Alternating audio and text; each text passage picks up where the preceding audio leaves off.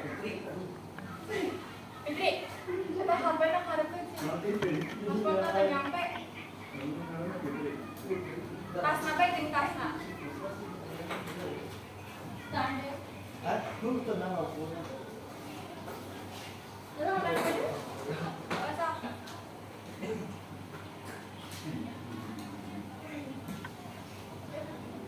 Yuk. Kasih.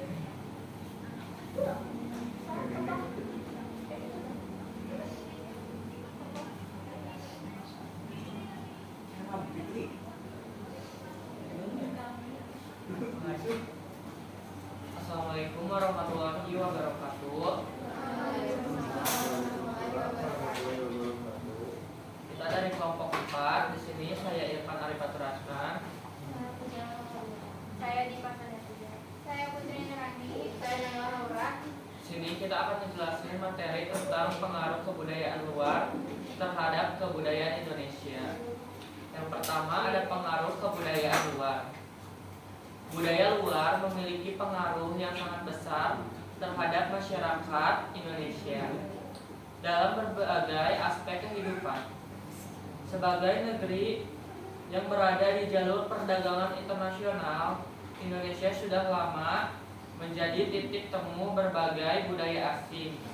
Interaksi ini terjadi melalui jalur perdagangan, kolonialisme, globalisasi, dan berbagai lainnya bentuk pertukaran budaya lain. Di sini ada beberapa aspek yang mempengaruhi kebudayaan luar. Yang pertama adanya agama dan kepercayaan. Di sini ada India dan Buddha. Masuk dari India yaitu abad ke-1 memengaruhi seni, sastra, dan arsitektur. Contohnya itu Borobudur, Prambanan. Di sini yang kedua ada Islam. Di bawah perdagangan Arab dan India pada abad ke-13 mempengaruhi budaya lokal seperti seni tari dan arsitektur masjid. Yang ketiga ada Kristen dan Katolik. Itu diperkenalkan Portugis dan Belanda yang mempengaruhi pendidikan dan seni seperti gereja dan paduan suara. Dan yang keempat itu yang modern, di mana globalisasi membawa paham sekularisme dan spiritualisme baru yang mengubah pola pikir masyarakat. Lanjut. Yang kedua, bahasa. Bahasa Indonesia menyerap banyak kata asing, Sanskerta, raja desa agama, pengaruh India, Arab, Arab, ilmu, halal, iman, Belanda, kantor, meja, dokumen, masa kolonial, Inggris, internet, software, marketing, globalisasi. Yang ketiga ada seni dan sastra. Seni rupa, motif batik terpengaruh budaya Arab, India, dan Cina. Contohnya motif Megamendung Cirebon. Terus sastra. Sastra kuno seperti Ramayana dan Mahabharata adaptasi dari India. Musik dan tari. Musik keroncong dan Portugis, tari saman terpengaruh budaya Islam. Yang keempat, pakaian. Pakaian tradisional contohnya kebaya, batik terpengaruh budaya India, Cina, dan Arab. Modernnya globalisasi membawa mode barat seperti jeans dan kemeja yang dipakai sehari-hari. Yang kelima, teknologi dan gaya hidup. Teknologi contohnya internet dan smartphone dari barat mengubah cara komunikasi, kerja, dan sosialisasi. Terus gaya hidup, nongkrong di kafe, belanja di mall, dan nonton film Hollywood jadi tren urban. Yang selanjutnya, yang keenam ada sistem pendidikan. Sistem pendidikan Indonesia sangat dipengaruhi oleh Belanda yang mendirikan sekolah dan universitas modern pertama pada masa kolonial. Kurikulum dan metode pengajaran saat ini juga banyak mengadopsi sistem pendidikan barat. Yang ketujuh ada politik dan pemerintah. Sistem birokrasi Indonesia banyak dipengaruhi oleh Belanda yang menerapkan struktur pemerintahan kolonial. Setelah era reformasi, sistem demokrasi Indonesia juga terpengaruh oleh model negara barat, terutama dalam hal pemilihan umum dan kebebasan politik. Yang kedelapan ada hukum. Hukum pidana dan perdata Indonesia banyak mengadopsi sistem hukum Belanda. Contohnya adalah KUHP, Kitab Undang-Undang Hukum Pidana, yang berasal dari Wetboek van Strafrecht.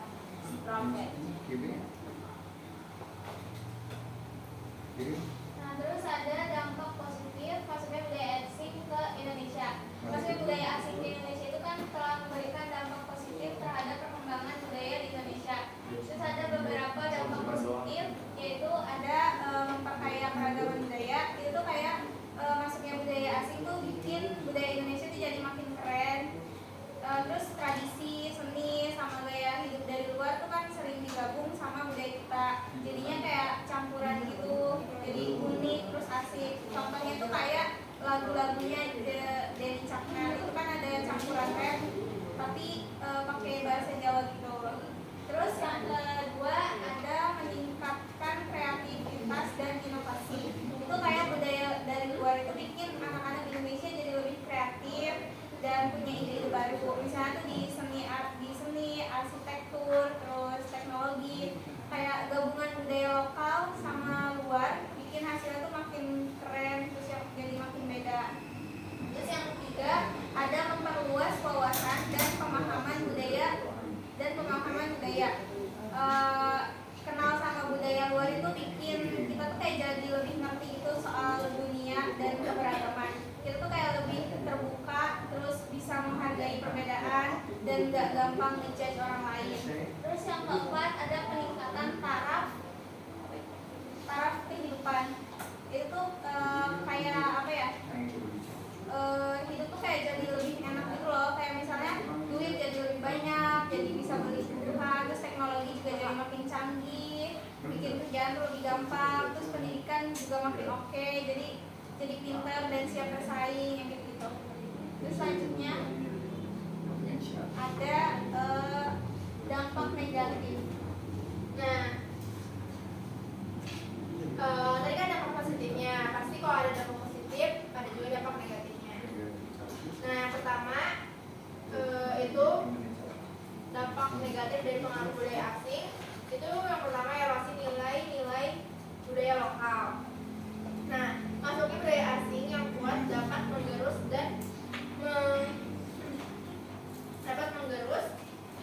dan mengikis nilai-nilai budaya lokal yang telah lama dianut oleh masyarakat di Indonesia.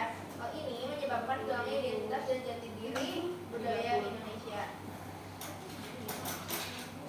Nah, contohnya kayak zaman sekarang kan generasi muda tuh lebih tertarik kayak kemarin perayaan Halloween, terus Valentine. Nah, itu tuh lebih kita anak-anak muda tuh kan lebih excited ke acara kayak gitu dibanding acara-acara kayak Sekaten atau Maulid Nabi. Itu kayak di kota-kota besar mungkin udah jarang ininya. Terus yang kedua itu westernisasi dan homogenisasi budaya. Nah, maksudnya pengaruh budaya barat yang dominan dapat menyebabkan westernisasi dan homogenisasi budaya di Indonesia. Gaya hidup, pola konsumsi, dan nilai-nilai yang diadopsi cenderung mengikuti budaya barat, mengabaikan keunikan budaya lokal di Indonesia. Kayak contohnya kita lebih suka, kalau dari segi makanan, kita lebih suka makan kayak burger, kayak pizza dibanding kayak makan kayak pecel dan seliwet. Nah, kayak di kota-kota besar kan kayak udah, kalau misalnya Majalengka masih banyak yang suka bikin liwet gitu-gitu. Tapi kalau misalkan mungkin di Jakarta di sana udah mulai jarang yang terima makanan liwet yang gitu-gitu. Nah, kalau misalkan dari segi gaya berpakaian itu sekarang kayak lagi tren crop top kayak gitu kan. Apalagi kemarin itu kan ada kebaya crop top. Nah, itu tuh udah mengikis kebudayaan Indonesia banget, kayak kebudayaan kebaya yang harusnya kan kayak yang dulu gitu kan, yang tertutup, yang ya gitu deh. Nah, kalau sekarang kan kayak crop top gitu. Terus yang ketiga itu pergeseran nilai-nilai tradisional. masuknya budaya asing dapat menyebabkan pergeseran nilai-nilai tradisional dalam masyarakat Indonesia. Kayak gotong royong, kekeluargaan, terus penghormatan terhadap leluhur mulai terkikis oleh nilai-nilai individualisme, materialisme, dan hedonisme yang dibawa oleh budaya asing. Contohnya kayak jarangnya makan bersama keluarga karena sibuk dengan aktivitas pribadi atau karena kayak gadget gitu.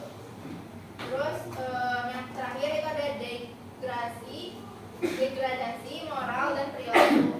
Itu pengaruh budaya asing itu tidak sesuai dengan norma dan nilai-nilai lokal yang dapat menyebabkan degradasi moral yang perilaku dalam masyarakat. Hal ini dapat terlihat dari meningkatnya tindakan kriminalitas, penyalahgunaan narkoba, dan perilaku menyimpang lainnya. Contohnya kayak tren kebebasan dalam budaya asing terjadi sebagian anak muda yang menganggap hubungan pranikah atau kebiasaan pesta seperti hal yang biasa, party-party kayak gitu, meskipun bertentangan dengan norma masyarakat di Indonesia. Mungkin sekian materi dari kami. Ada yang ingin ditanyakan?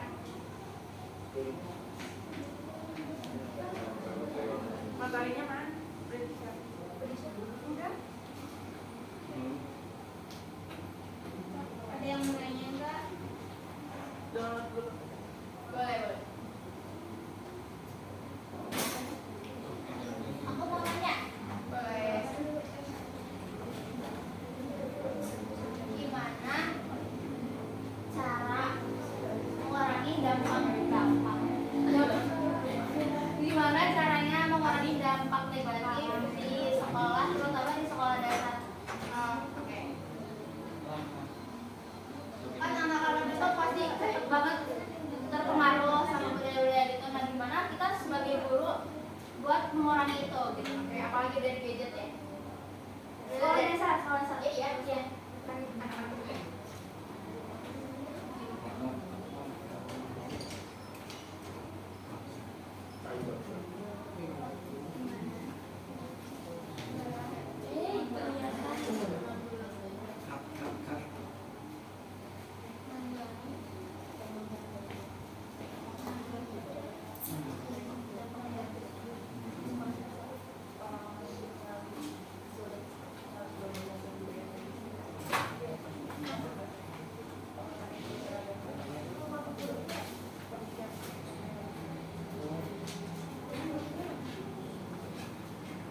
Ada lagi?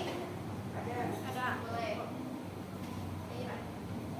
Apakah pengaruh kebudayaan luar lebih memperkaya atau justru melemahkan identitas budaya Indonesia?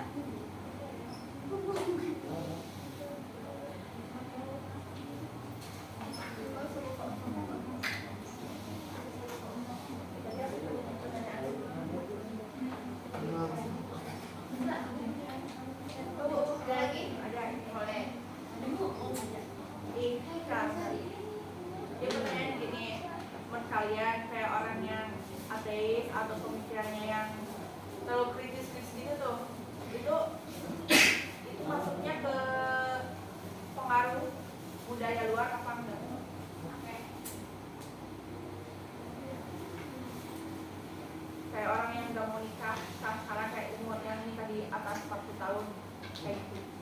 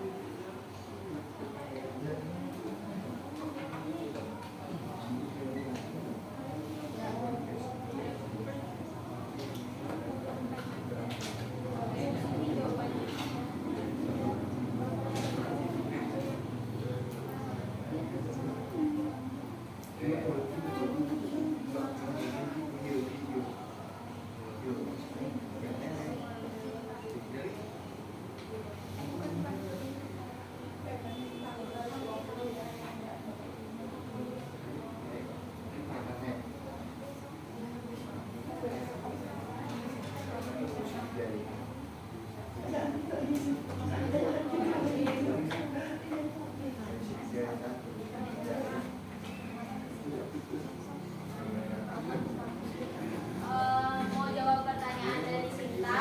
Pertanyaannya tadi teh gimana cara menanggulangi dampak negatif dari adanya pengaruh budaya luar ke budaya Indonesia terutama di sekolah dasar. Cara mengatasi pengaruh negatif budaya luar di SD yaitu ajarkan budaya lokal lewat kayak cerita, tarian atau lagu tradisional biar anak-anak bangga sama budaya Indonesia. Terus yang kedua tuh adain acara kebudayaan gitu kayak lomba pakaian adat, terus pameran seni tradisional. Terus kalau misalnya ada hari-hari penting kayak kalau bisa gitu pakai kebaya. Terus habis itu kritisan budaya luar dengan ngajarin mana yang baik dan mana yang enggak cocok sama nilai kita. Jadi dibedain tuh kayak ini tuh cocok buat di Indonesia, diterapin di Indonesia, yang ini cocok lah diterapin di sini gitu. Jadi ngebedain mana yang bisa kita terapin di kehidupan sehari-hari sama enggak. Terus yang keempat tuh ada libatin orang tua biar mereka juga bantu mengenalin budaya lokal. Jadi bukan dari sekolah dasar aja, tapi dari rumah juga kita diajarin buat terapin budaya lokal biar lebih mendalami kebudayaan lokal gitu. Terus yang kelima tuh bikin ruang diskusi biar anak-anak ngerti kalau budaya lokal itu nggak kalah keren tuh. Jadi kayak budaya lokal juga bisa keren gitu, nggak cuma budaya luar doang. Jadi apa namanya tuh keuntungan-keuntungan itu ditunjukin biar tertarik anak-anaknya. Cukup, terima kasih Lala. Ya, sama-sama.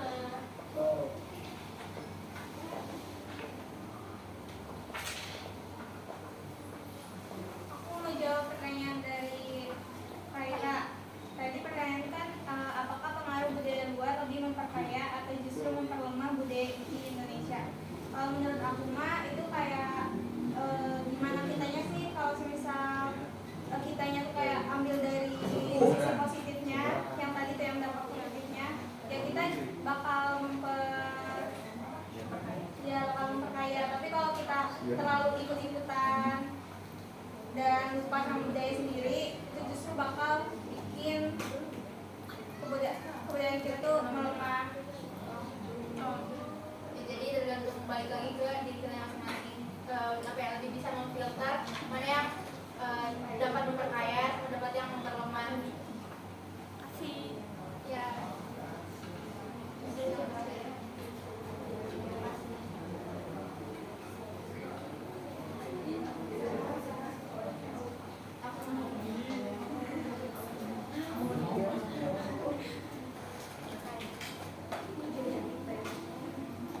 Aku mau jawab pertanyaan awal. Ya. Tadi kan pertanyaannya, pemikiran medis seperti ateis itu atau tidak mau menikah itu termasuk ke ini ya, ke budaya luar Indonesia atau bukan? Bukan ya? Iya. Iya kayaknya. Pemikiran kritis seperti ateis atau tidak menikah bisa jadi pengaruh dari budaya luar. Tapi menurut aku mah lebih balik lagi ke diri masing-masing gak sih? Iya. Atau nggak kayak contoh lainnya sekarang kayak lagi apa sih, kemarin-kemarin lagi tren yang Chinese Spring gitu kan. Nah itu kan menurut aku itu tuh pengaruh dari budaya luar, karena sebagian negara di luar itu kan kayak emang populasinya tuh apa ya, kayak di yang mana sih yang banyak tuh Cina yang gitu-gitu, di Jepang. Terus negara-negara luar juga kan lebih individualis. Iya. Jadi itu termasuk ke dari pengaruh budaya luar menurut kita. Ya, oke paham. Kayak